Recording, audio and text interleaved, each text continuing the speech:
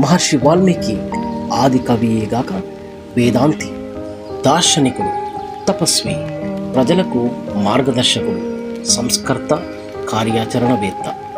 ఒకనాడు నారద మహర్షి వాల్మీకి ఆశ్రమంలోకి వస్తాడు. అప్పుడు వాల్మీకి నారదుడిని ఒక ప్రశ్న అడుగుతాడు. ఈ కాలంలో, ఈ లోకంలో గుణవంతుడు, యుద్ధంలో శత్రువుని ధైర్యంగా జయించగలిగినవాడు, ధర్మవంతుడు, చేసిన మేలు మరువనివాడు, ఎల్లప్పుడూ సత్యమునే పలికేవాడు, అనుకున్న పనిని దృఢ సంకల్పంతో చేసేవాడు ఎవడైనా ఉన్నాడా? ఉంటే వాని గురించి చెప్పు అని అడుగుతాడు.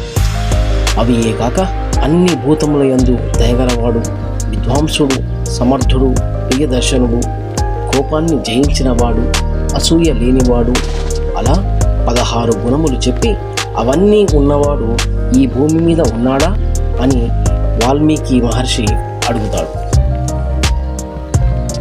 అప్పుడు నారదుడు ఇట్లా చెప్తాడు, మహర్షి, మీరు అడిగిన గుణములు గొప్ప చక్రవర్తులకే అసంభవం.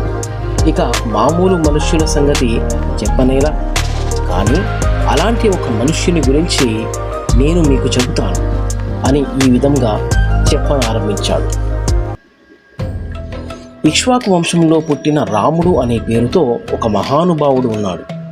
ఆయన అపారమైన శక్తి కలవాడు, సంకల్ప శక్తి కలవాడు, ఇంద్రియములను జయించినవాడు, అన్ని విద్యలు తెలిసినవాడు, ఐశ్వర్యవంతుడు, శత్రువుని నిగ్రహించగలిగినవాడు, ఈ ప్రపంచాన్ని అంతటినీ పోషించగలిగినవాడు, సముద్రమంత గాంభీర్యం ఉన్నవాడు, హిమవత్ పర్వతమంత ధైర్యం ఉన్నవాడు, సాక్షాత్ శ్రీ మహావిష్ణువయా అని సంక్షేప రామాయణాన్ని నారదుడు చెప్పనారంభించాడు.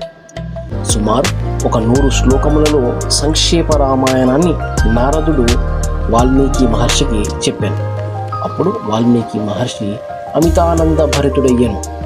పటిక బెల్లం తిన్న వాని నోటికి తీపి ఎలా నిలిచి ఉంటుందో అలా ఆయన హృదయమంతా రామాయణం నిండిపోయింది. ఆ మరునాడు ఆయన తన శిష్యుడు భరద్వాజునితో తమసా నదీ తీరమున వెళ్ళుచుండగా ఒక వేటగాడు క్రౌంచ పక్షుల జంటలో మగ పక్షిని బాణముతో కొట్టెను. అప్పుడది విలవిలలాడుచు అసువులు వీడెను. ఆ దృశ్యమును చూసి వాల్మీకి ముని హృదయము ద్రవించెను, మనస్సు ఆర్ద్రమయ్యను. శోకాకులుడైన ఆయన నోట ఈ మాటలు వెలువడెను. ఓరీ కిరాతకుడా, క్రౌంచ దంపతులలో కామమోహితమగు ఒక దానిని చంపి నీవు శాశ్వతమగు అపకీర్తిని పొందితివి. శోక పరితప్త హృదయముతో ఆయన ఉచ్చరించిన ఈ మాటలు ఛందోబద్ధముగానున్న మొదటి శ్లోకమని, అది రామాయణం వినుట వలన తటిస్థించనని సంస్కృత సాహిత్య చరిత్రలో నమ్మకము.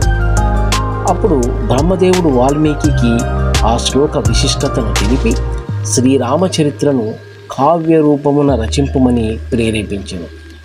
లోకముల యందు పర్వతములు, నదులు ఉన్నంత కాలము ఆ రామాయణ కావ్యము ప్రకాశించునని దీవించెను.